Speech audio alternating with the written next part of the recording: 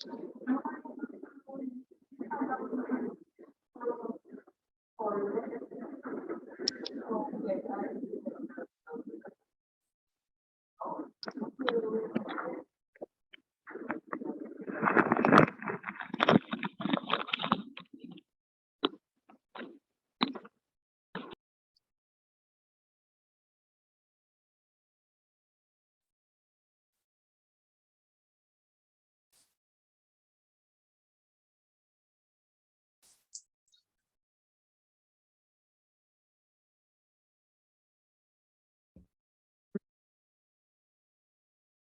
think we are ready whenever you are. Okay, great. So I will get started. So good morning, Amanda. Good morning, everyone. Thanks for coming. So I'm just going to share a presentation. Okay. Do you want to do a quick introduction to yourself? Yeah, for sure. So let's just get the slides here. So here we go. So my name is Tori. Can everyone see my slides? I see them. You see them? Okay, just wanted to check.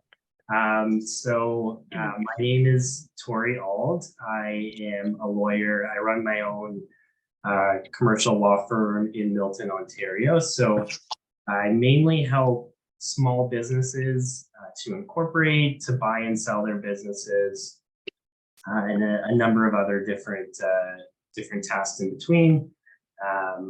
I also do a bit of real estate as well, so helping people buy and sell homes or helping businesses buy property or lease property. So I've been practicing for a couple of years, and my clients are from across Ontario, and I help clients in a variety of different industries. So anywhere from manufacturing to buying and selling goods online. So the incorporation process that we're going to be talking about today is very similar regardless of the type of business that you're doing. So yeah, so today we'll be talking about how to incorporate, and it's really targeted for people who are thinking of starting their own business, or people who maybe have been practicing as a sole proprietor for a number of years and are thinking about moving to a corporate structure. And yeah, so we're going to be running through a hypothetical example throughout the presentation, and the example will be Shannon's Pet Services. So Shannon is a small business owner, wants to be a small business owner, and she's thinking about incorporating, thinking about maybe being a sole proprietor. So she's really in those first steps, starting her business, and is unsure of kind of how to proceed. So the first thing that I would go over with Shannon or talk with her about would be kind of why you should incorporate. So there's a number of advantages to incorporating as opposed to being a sole proprietor. So one of the big ones to being incorporated versus being a sole proprietor is limited liability. And I'm sure a lot of you are familiar with kind of the benefits and what limited liability is, but really what it means is when you're incorporated, just say down the road, of course we want Shannon's business to be successful, but just say things didn't work out, maybe she's sued, maybe the business goes bankrupt down the road. If you're incorporated, then someone's suing you, or the bank can, in general, only go after the assets of the business and can't go after things like your own personal bank accounts or your home. So, of course, that's an obvious, very big advantage to being incorporated as opposed to being a sole proprietor. Now, it's important to keep in mind that as a small business, you can lose your limited liability status. And common ways that this might happen is if you're taking out a business loan, the bank likely will ask you to guarantee your home, for example, or certain types of corporations lose their limited liability. I won't get too much into that, but professional corporations, doctors and dentists, but that's more of a niche area we won't talk about too much. Another advantage of incorporating is the tax advantage. So, you know, I'm a lawyer, I'm not an accountant, so I won't get too much into the nitty gritty, but basically, as a small business, as a corporation, you will pay less in income taxes for your business, as opposed to if you were employed by someone. So that's what the small business deduction is. And then also, you know, if Shannon wants to eventually sell her business in the future, then she would save a lot of money on any capital gains tax, and that's called the lifetime capital gains exemption. When you sell your incorporated business, you get a big tax break on any capital gains taxes, as opposed to you know, if she was not incorporated. There's a couple of other advantages. I think one of them is pretty straightforward in the sense that as a business, if you're a separate legal entity, a corporation, then you can keep everything kind of organized under this corporation. You file taxes as the corporation, you have separate bank accounts. And I think there's a real benefit of having that own separate entity in terms of you can easily keep track of what your expenses are, you know, how profitable you are. If you're a sole proprietor, it can be tough to have that organization, because maybe you're using personal credit cards, which it can just be tough to keep track of everything. So that's another definite advantage. And then one final one would just be what's called perpetual existence. And basically what that means is, you know, let's say Shannon down the road was to pass away. If she has business partners involved, then the business wouldn't, you know, it could live on with the business partners. So that's another big advantage to incorporating. So, and next, I'd just like to touch on kind of how do you incorporate. So it's a very straightforward process to incorporating, and everything is now really done online. So you don't need to mail out any forms. You really can do it on your computer. And a lot of people do it themselves. You don't necessarily need a professional involved, which I think is, you know, is a great development for people to do it themselves. So hopefully, you know, if people are at that step where they're looking to incorporate themselves, maybe don't have the budget to hire a professional to help out, hopefully this presentation will provide some guidance in that respect. So you have two options when you're looking to do business in Ontario in terms of the type of corporation that you can start. So your options are, you can incorporate with the federal government or the provincial government. And, you know, very similar. The main difference is if you're looking to do business across Canada, then maybe you should look into a federal incorporation. And if you're looking to do business in just Ontario, then provincial corporation. But again, not much of a difference. You can have a federal corporation and just do business in Ontario.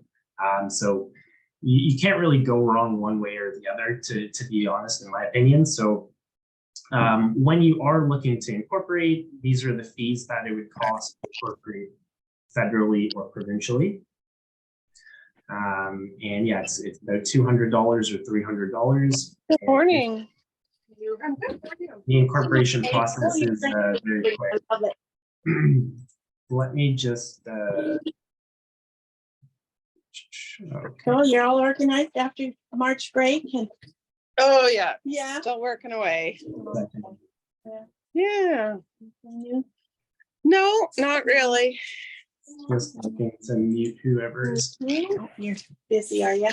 Oh, I'm just on a webinar on incorporating. Okay, that might be it. Okay, so the main choice when you're looking to incorporate is one of the main first steps that you have to start to think about is the name of your corporation. So when you're incorporating, you want to think, are you going to be a named corporation? Or 1 second here. Amanda, did you have a question or? There's just a question in the chat here. Sorry, I didn't mean to interrupt you. Oh, that's okay. Yeah, no, I'm more than happy to answer any questions as they come along. So Barbara asked, if I have an incorporated business registered but never used, can I change the registration to my new business? So you want to change the name of the corporation? Yeah, so changing the name of a corporation is really straightforward. What you would do, and I'm going to talk about this a little further on in the presentation, is you fill out a government form, and it's called an Articles of Amendment, and it costs about $150, and you change the name that way. It notifies the government of the new name. And so whether you're looking, and also Joanne asked, can we kindly get a PDF copy of the presentation? I can definitely send that out at the end of the presentation, a PDF copy, and this is also being recorded as well. So just we'll send out both at the end. So yeah, just to touch on what Barbara was saying, when you're first incorporated or down the road, if you're looking to change your name of the corporation, you get a name by applying for what's called a Nuance name report. And what that does is it's a report, you order it, and basically you're asking the government, is this name available? And if it is available, then you can use it. Now, you can also incorporate just as a numbered company, and you don't have to order this name report. And that will kind of speed the process of incorporation up a little bit. Some people don't really care about a name. Maybe, for Shannon's business, for example, it's client facing. So maybe she does want an actual name, but some businesses aren't client facing, and the name of the corporation doesn't matter. And it's also important to keep in mind, if you are a numbered company, you can also order what's called a master business license for the use of a name. So that's something you can do if you incorporate as a numbered company. One thing I'd just like to quickly touch on is the use of a name. So if you're a corporate name, or if you have a master business license to use a name, it gives you right to use that name across Canada, but it doesn't give you a lot of protection. I won't get too much into it. And a lot of businesses that are just starting out, this isn't really important, but just say that your name is very important. Maybe it attracts a lot of clients for you. Then maybe you want to think about trademarking that name. The reason why I don't want to get too much into detail about that is just because trademarking can take up to 2 years, and it does cost a lot of money. So, but it's something to keep in mind, that if your name is very valuable to you, you might want to do it. For Shannon's Pet Services, the name might not necessarily be attracting a lot of clients. People just need pet grooming and pet walking. So maybe not super important for her, but maybe if you're a clothing designer and people are attracted to your business because of your name, then you might want to think about trademarking your corporate name. Okay, so we got really in detail there about corporate names, and the reason why is because that's really the trickiest thing to figure out, in my opinion, about incorporating. So once you have the name, you really are good to go to incorporate your business. And to incorporate your business, whether you're incorporating federally or provincially, you fill out what's called an Articles of Incorporation. And it's this form right here. And you fill out this form, you input your name of the corporation, and then you submit the form and your company will be incorporated. So you're allowed to incorporate in Ontario and federally as of a right. And basically what that means is you're not going to be, your application is not going to be denied for incorporating. It will be accepted. It's, you know, it's a straightforward form here. They ask for the name, they ask for the registered address of the corporation on the second page of the form here. And they ask for, the directors. And so it's not a very complicated form. It's easy to fill out. And yeah, so once you have the name and you have that information, you can go ahead. And like I said before, I'm definitely all for people filling out this form themselves. It's pretty straightforward, and I think it's a great development that people can do it themselves. They don't necessarily need a professional involved. You can add a lot of stuff here. I won't get too much into it. I mean, if there's one thing that maybe I would touch on, it would be number 3, which talks about the classes of shares for your corporation. And what that is a lot of people incorporate maybe just with one class of shares. So a common class of shares, and maybe they limit the number of shares they can issue. So maybe they just issue 100 shares. I would always just suggest to keep things as flexible as possible. So maybe to issue an unlimited amount of voting common shares. And then a lot of the times it's a good idea to have a second class of shares, preferred shares. And there's a few reasons for that. One of them is, just say Shannon wanted to bring in a family member to share in the profitability of the business. They can come in as a preferred shareholder. And what that is they don't have any voting rights, but they could be eligible for some dividends. And yeah, that would be my one suggestion. But you really can't go wrong with how you fill out the form.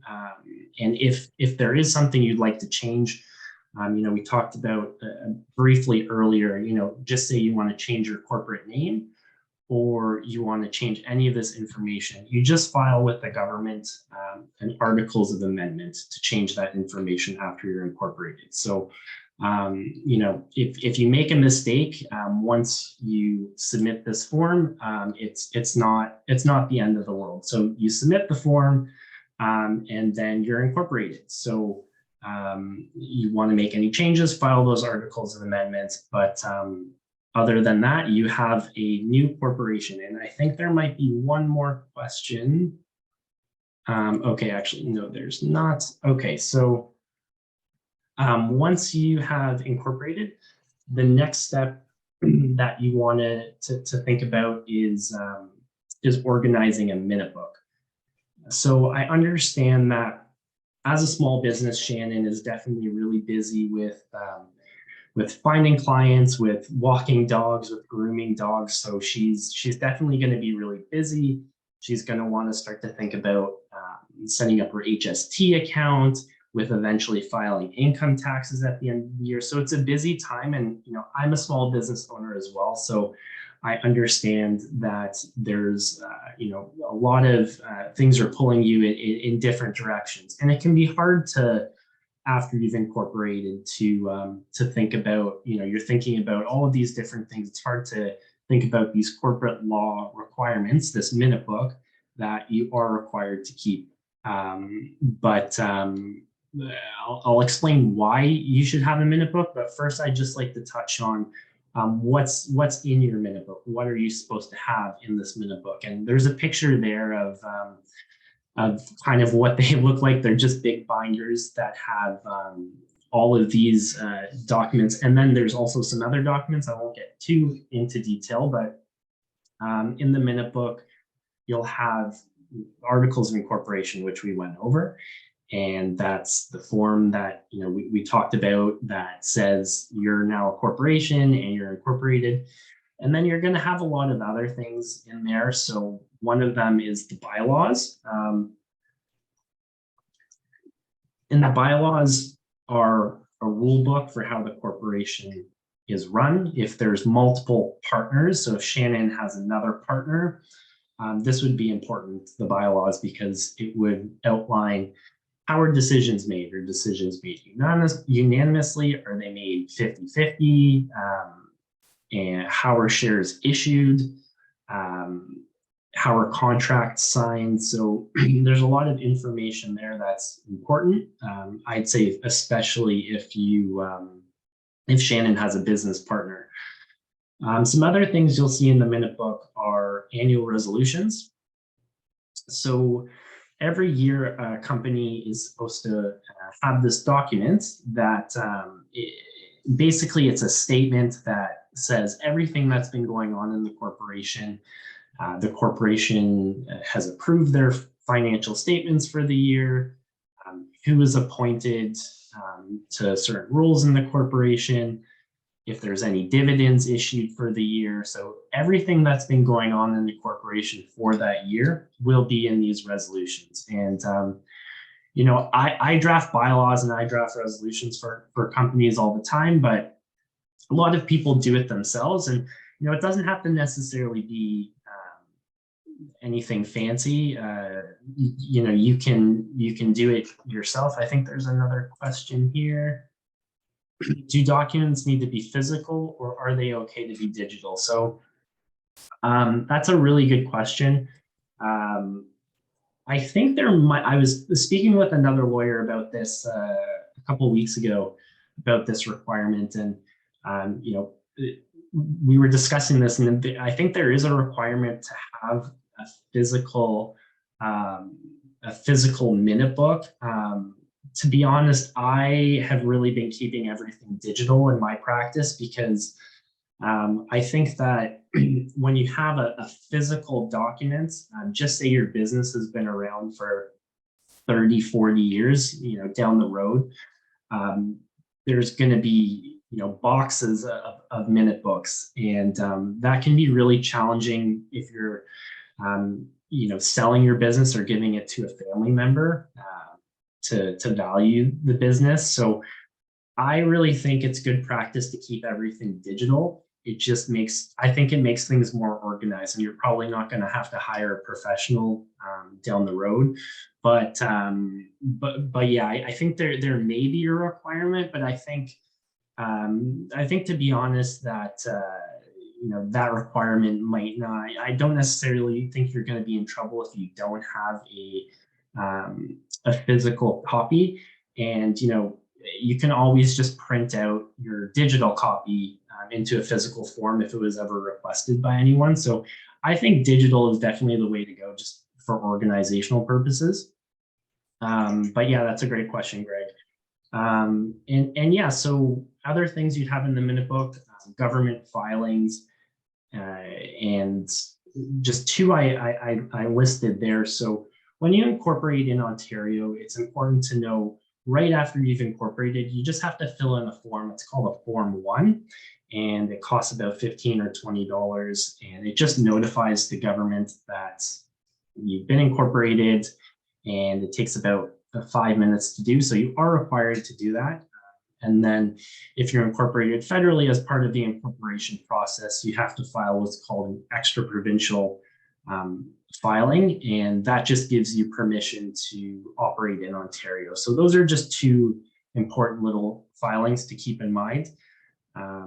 And there's two other things I'd just like to go over in the minute book. So the share certificates, and Shannon, when she incorporates, she would issue herself shares, and this just represents the ownership that she has in the company. So when I'm incorporating businesses, a lot of the time what I'll do is I work with accountants on this, but a lot of the times businesses will just issue themselves 100 common shares, and they'll issue those 100 common shares for $1 each, so $100 in total.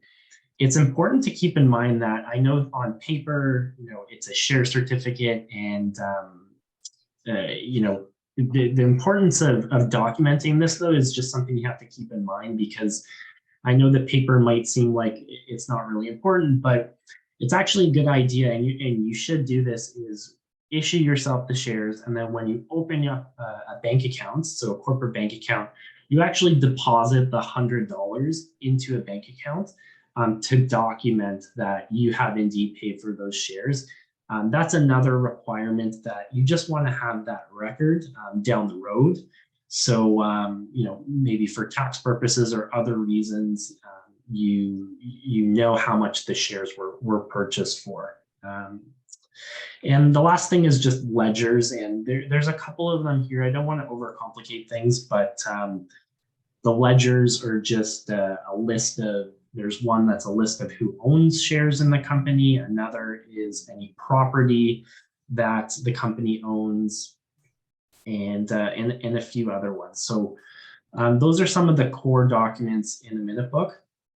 And yeah, every year you'll update the minute book with annual resolutions, and you might update your ledgers, you might issue new shares, and it's just important to have all those documents in the minute book. And the reason why it's important, firstly, it's required by law. You're supposed to have a minute book, but more importantly, I think, is down the road. Sorry, there's one question. Is the share certificate proof of payment, or is an invoice needed as well? So, Chris, I think what I would do is you issue yourself that share certificate, and then you just have a record of the, go to your online banking, for example, and keep a record of that statement for that month when you were first incorporated.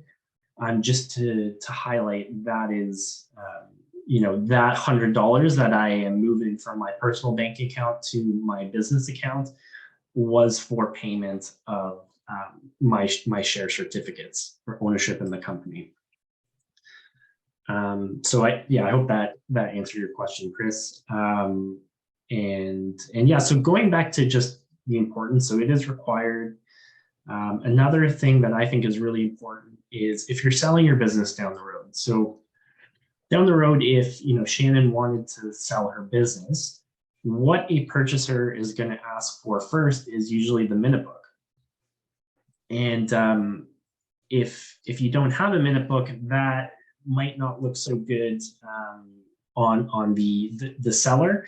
And as we've talked about, a minute book is really a record of everything that's been going on in the company, maybe over 10, 20 years or even longer than that. So a buyer might be hesitant to go through with the transaction, maybe because they don't know what's happened in the company, throughout the life of the company. That's not always necessarily going to be the case in terms of a buyer backing out, but maybe the buyer doesn't back out, but maybe the buyer says, okay, can you reconstruct the minute book? And I've done that for some sellers before, and it can be done, and it would cost some money to reconstruct it, and it's not a perfect record of the company. So it's just one of those things. If you put in a little bit of work every year to maintain your minute book, you won't have that problem if you sell your business down the road.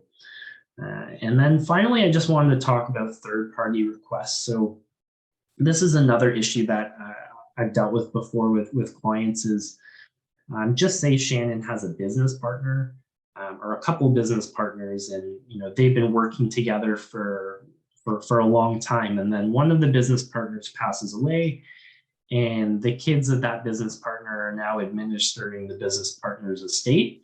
They're going to want to know, okay, what's the value? What was their parents' value in this business? How many shares did they own? And that sort of thing. And if the minute book is not properly organized, there's missed years, then you could be in a situation where this could lead to litigation for the business, because You don't know what the value of that person's shares were. You don't know how many shares they owned. And this does happen. And then also I listed banks. Sometimes banks will ask for documents in the minute book. So it's just a good idea to have that readily available if you're looking to take out, a mortgage or a line of credit. So next, I'd like to talk about the management of a corporation.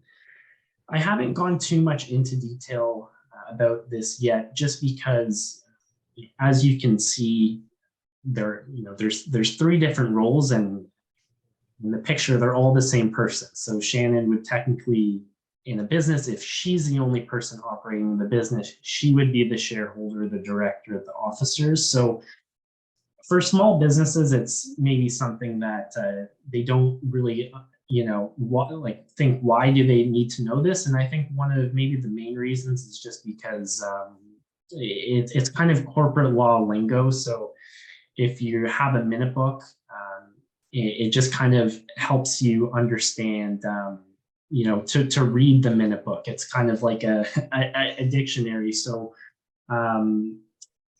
I'll just kind of briefly go over the 3 roles. So there's the shareholders, and that's straightforward enough.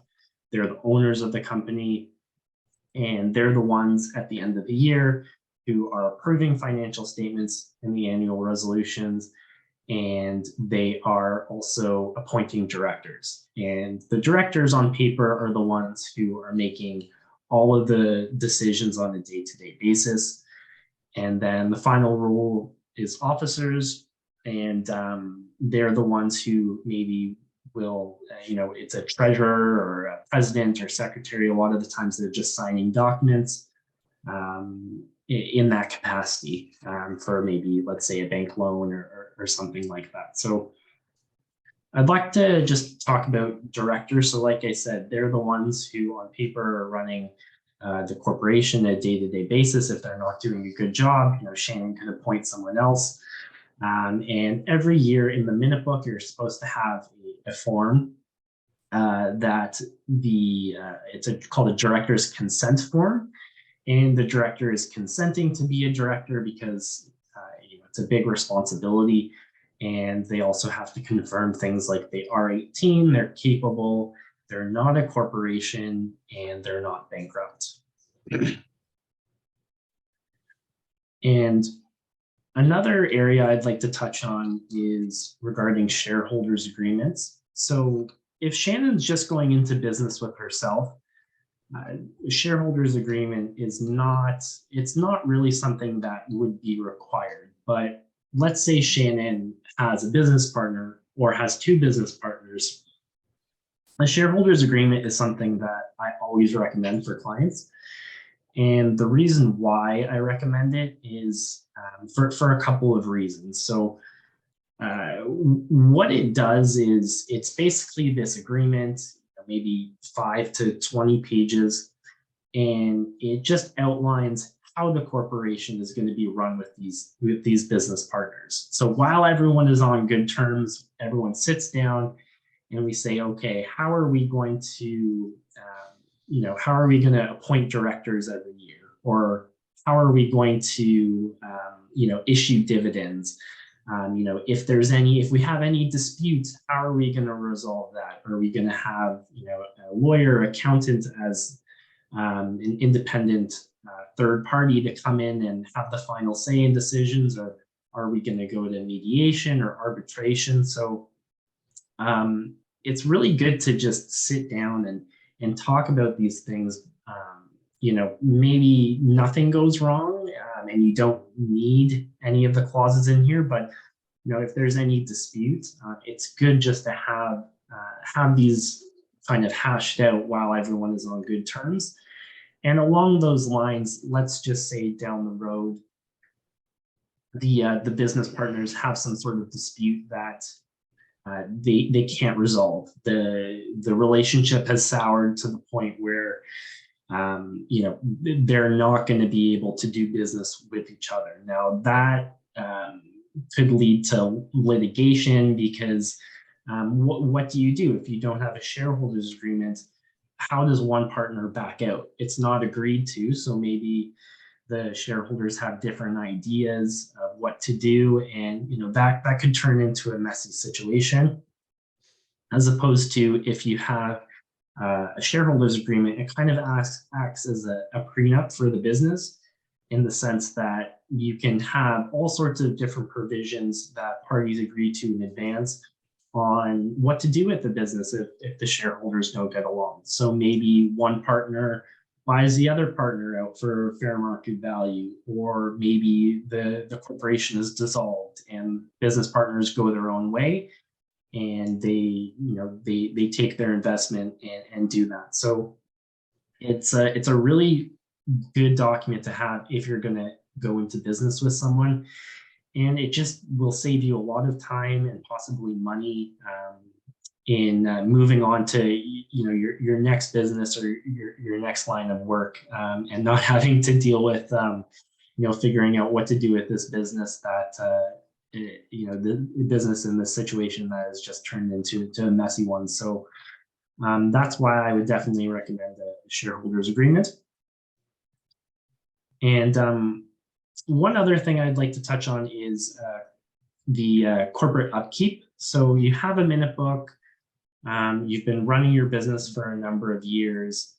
What are things that I need to keep in mind to make sure that I am complying with corporate laws? So one thing it was asked earlier in this presentation is if there's any major changes to your business. So if you change your name, or let's say Shannon wants to go into a completely different industry, or let's say there's directors that come on board, or you change your registered office, those would all be classified as major changes, and you're supposed to notify the government of those changes. And yeah, so you do have to notify them. Now, that's one of those things. Let's say you change your office address, or you don't fill out your annual resolutions, which are required. Those are things that maybe you're supposed to do. You might not get in any trouble for, but one thing that you can get in trouble for is, and I've listed here, is your corporate annual return. So whether you're incorporated provincially or federally, you're required to fill out a corporate annual return, and it takes about 5 minutes. It's free in Ontario, and it costs $12 in federal jurisdiction. And if you don't file your annual corporate return every year, your company can be dissolved, and that would be a headache to deal with. You can revive your corporation, but you don't want to get to that point. So corporate annual return, you can file it online, and it'll take you about 5 to 10 minutes. So I would definitely suggest doing that. And corporate annual return is different from your taxes, which I've listed to the right. And I have listed taxes and HST because, of course, as a small business, Shannon will have HST obligations and tax obligations every year that she'll want to stay on top of. And then other things would be licenses as well. Depending on your business, you want to make sure that you have the proper licenses and those are kept up to date, or else you could get in trouble with your regulator. Now, just kind of on this point, I realize I do want to touch on the fact that these corporate annual returns and taxes, today we've really been talking about for-profit businesses. Now, we got a question here. How difficult is it to revive a dissolved corporation? I think it would. I think I've done it a couple times, or been involved in something of that nature. I don't think it would take too long, like maybe a couple of months off the top of my head, as far as I can remember. So I don't necessarily think that it would take too long, but I would not recommend doing it, but yeah, you can do it. And I don't think it would necessarily take too long, but you'd probably have to hire a lawyer. You'd probably have to get an accountant involved, because I'm sure filing your taxes would be kind of a nightmare if you were dissolved and now you're reviving. I'm not too sure, of the tax consequences, but I'm sure that would be a bit of a headache. But yeah, you can do it. And yeah, you can dissolve your corporation as well if you don't want it, if Shannon doesn't want to do business anymore. That's something that corporations can do, and I've listed that as well. If you're looking to dissolve, you can do that. Notify the government, or if you're maybe you've. Oh, let's see another question. Part of an estate that needs to be settled. I'm not sure I understand.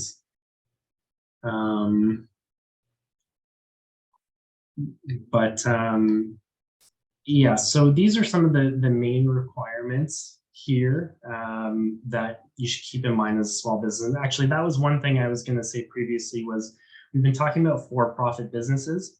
We're not talking about not-for-profits. There's a lot of similarities between the two, but there are differences when you're incorporating. And also, if you're a charity, you have to file a tax return, and then you might have to file another annual return as well. So I won't get too much into detail there, but just know if you're starting up a not-for-profit or a charity, there are going to be some different considerations that we haven't really gone over. So finally, I'd just like to talk about the role of a lawyer. So, I help small businesses a lot to incorporate. Like I've said, I'm all for businesses doing it themselves. I think small businesses can do it themselves. I know small businesses don't always have a budget to bring in a lawyer or to have an accountant on board. So hopefully today, I've provided some information and some confidence that you can do it yourself. And I think you definitely can, if that's the route you want to go down. And I'm more than happy, or any other lawyer would be more than happy to help you with the incorporation process, or with setting up a minute book. It's just sometimes you do need that expertise if things are not going to be super straightforward with an incorporation. And then also sometimes you need expertise in other areas of your business. So sometimes you need expertise with licenses, or maybe when you're starting up your business, it's going to be a franchise, or you're getting a commercial lease, which I review for clients a lot, and you likely want a lawyer to review that to make sure you're signing a lease where your business is zoned properly to, for example, to do business in this facility that you're looking to lease, and you understand all the terms of the lease. And you can also bring a lawyer on board if you're looking to hire a lot of different people. Employment law is its own legal area of itself. So if you're hiring a lot of people, you definitely want to bring in a lawyer who has that expertise in employment law. And then just kind of along the incorporation process is corporate restructuring. So sometimes incorporations are done as a part of corporate restructuring. So sometimes you're incorporating a business because your accountant wants you to incorporate it as a holding company. And so sometimes there's niche incorporations like that, where you might want an accountant and a lawyer on board to help with that tax restructuring or that family business planning. And lastly is referrals for professionals. So, I like to think of myself as help with clients incorporate, but I also help with making introductions to other professionals. So I work with a lot of bankers who provide loans to small businesses just starting out. insurance agents as well. Insurance can be really important for small businesses, and also accountants as well for small businesses. And that was it. So I hope that everyone has learned something today. And again, this session has been recorded, so we'll send the link to that. Amanda will send that out, and also the PowerPoint slides. And yeah, feel free to ask any questions now. I see a couple of questions, so we'll get to answering that. And also feel free to reach out to me if you have any questions. I'm more than happy to to chat, to offer a consultation if people have quick questions. Normally don't charge for a consultation if you just like to chat about something. So yeah, thank you again, everyone, for coming, and I hope you've all had a good morning so far. So let's have a look here. A couple of questions. So what does rollovers and licenses mean? Okay, so we were talking about this slide here. So yeah, I should have had a comma there. So I meant rollovers, comma, licenses. So licenses we talked about, I help clients is make sure that they have the proper licenses for the industry that they're in. And rollovers, that's actually an important one that I didn't touch on. And what that means is there's a couple of meanings of that word, but one of them is in reference to if you're a sole proprietorship and you're looking to incorporate. Just say you have assets as a sole proprietor, and you want to now move them over into your new corporation, so the new corporation owns it.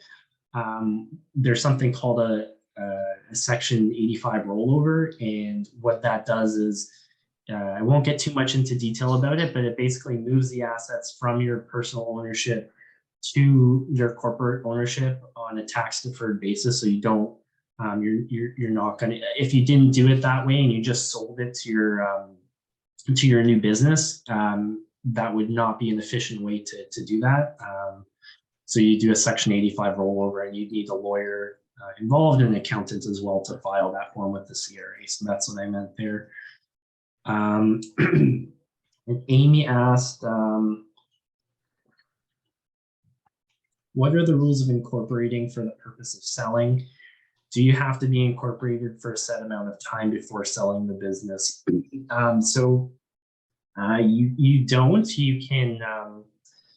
There's no rules that I'm aware of for that.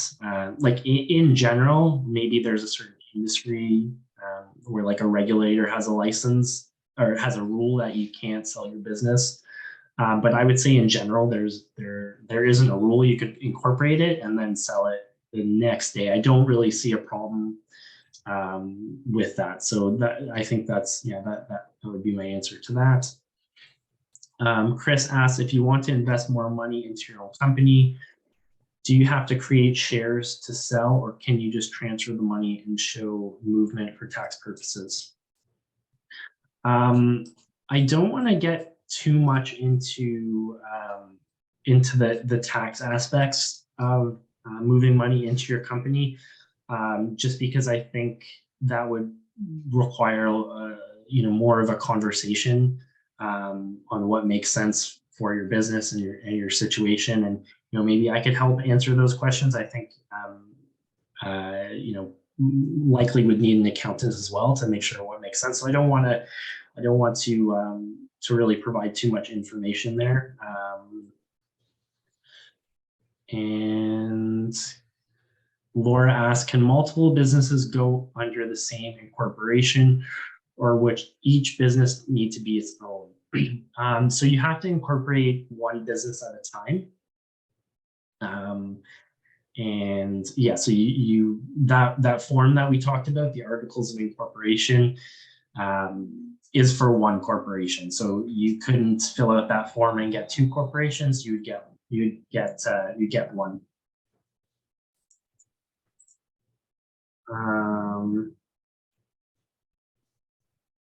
Okay, and then Amanda also mentioned quick note about the 1 hour prepaid sessions for Bruce County is offering. So what Amanda's referring to is if any of you, like Chris, who I mentioned, I can't really help out without more of a conversation, wants to chat with me. I will offer a free consultation, and that's all paid up by Bruce County. So feel free to reach out to me if you have kind of situations that require more of a conversation with a lawyer.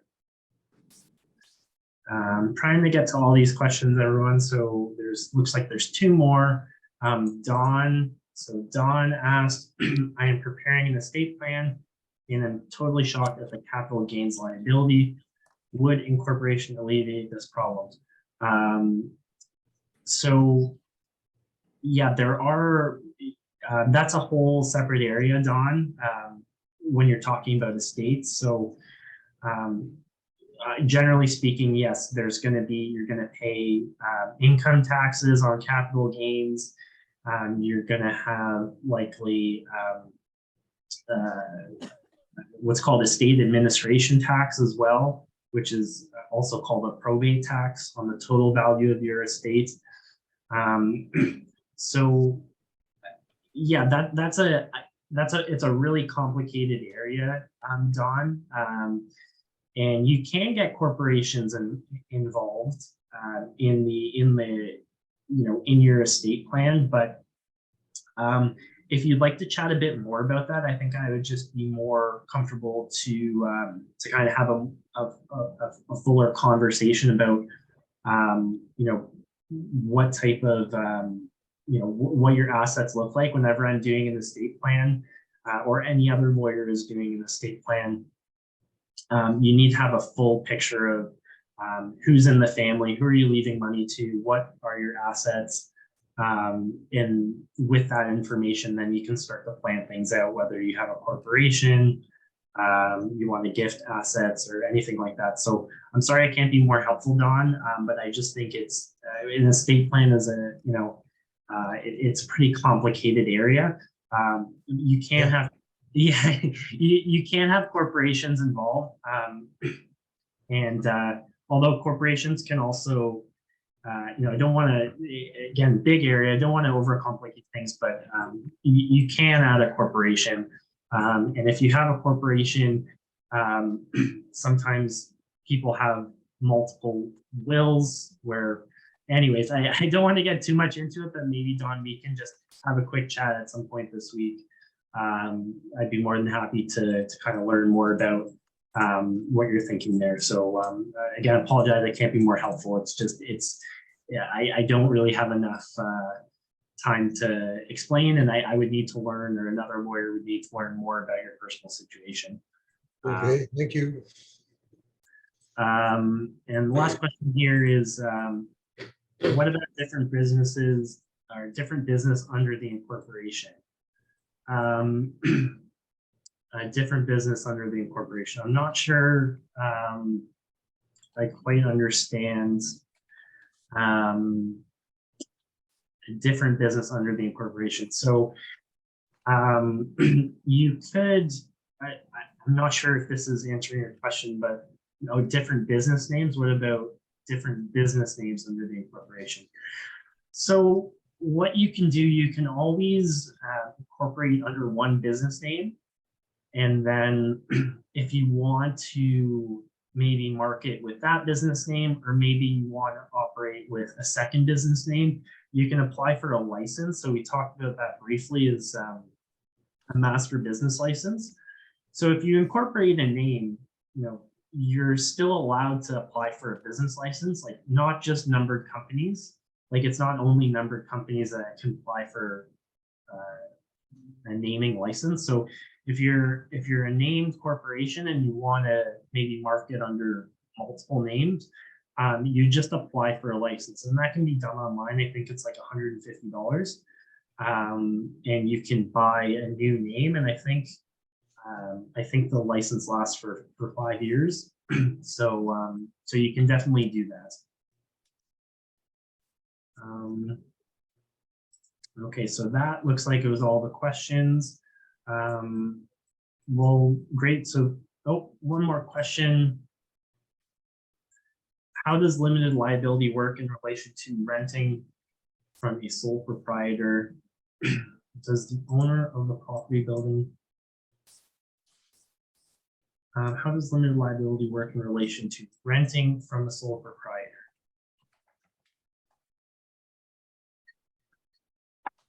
Does the owner of the property building become liable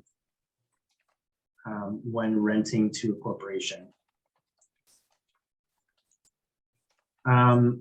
So renting from a sole proprietor. So does the owner of the property become liable when renting to a corporation? So, I mean, you just need to keep in mind that, you know, you're talking about, and I hope this answers your question, you're talking about, you know, sole proprietor, they're responsible for any debts or any assets. And then, you know, separately, that corporation is responsible for any debts or liabilities. So, you know, You make some. yeah. So, if you're a sole proprietor, then, you know, if you're being sued, you're the one who is ultimately responsible, and your personal assets can be seized. But if you're a corporation, and for example, you're being sued, the shareholders are not entitled, or, sorry, would not be liable. So you just need to kind of, in those sorts of situations, think about, okay, is it the sole, is it the, you know, is it the debt of the sole proprietor, or is it the debt of the corporation? So maybe I'll just clarify if that'd help. So if we're, say, as a corporation, we're renting a building from, say, ourselves, we own the property, but we create a corporation that uses a building on our property, and we use that building to, say, have an event with people in it. Something happens at an event, and the company or the corporation would be sued at that point. We don't own, like, the corporation doesn't own the building that we are renting. Like, what kind of relationship does it create when you're the corporation's renting from somebody else? Like, I'm just curious in what kind of liability sense that would be. yeah, for sure. I think just with this topic, because I think it's just a bit more of a, it's less of a straightforward answer for me. So yeah, as Amanda just said, Amanda mentioned earlier, is that you know, there are these 1 hour power hour sessions that you can book, and I just think this would be another example. You know, I'd love to help out, but it's just a bit more nuanced than I can provide, you know, in 5 minutes. So yeah, Amanda, and also with the PowerPoint slides, you'll have my contact information. I'd be happy to help out and, you know, answer questions to you know, to help your business. So yeah, sorry I couldn't be more helpful now, but yeah, so that is it, everyone. So thank you so much, Amanda, for hosting this in Bruce County, and more than happy to help people with those power hour sessions, and hope everyone found this presentation insightful. So have a great rest of your day, and take care, everyone. Thank you, Tori. That was really great. And yes, everything will come out to the group here. Encouraging everyone to book those power hour sessions. Those will be really beneficial. Thanks so much. Awesome. Bye, Amanda. Bye-bye.